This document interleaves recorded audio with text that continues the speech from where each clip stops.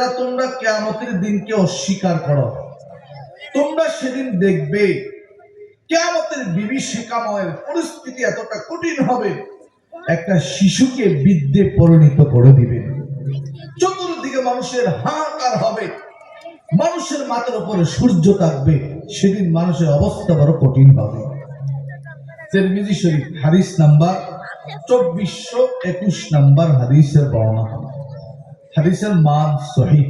قال رسول الله صلى الله عليه وسلم إذا كان يوم القيامة أدنيت الشمس من العبادة حتى تكون في دمين أو اثنين।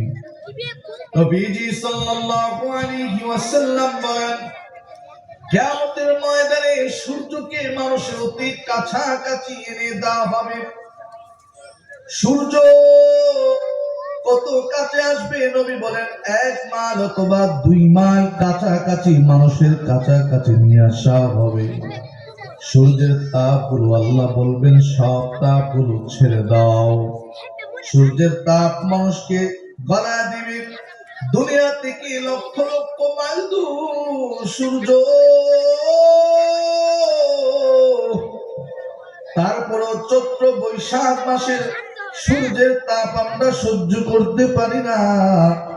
ঘরের ভিতরে ফ্যান চলার পরেও শরীর থেকে ঘাম বের হয়, এসি চলার পরেও শরীর থেকে ঘাম বের হয়। কি বলেন, ঠিক না বেটি? আল্লাহর নবী বলেন, সূর্যটাকে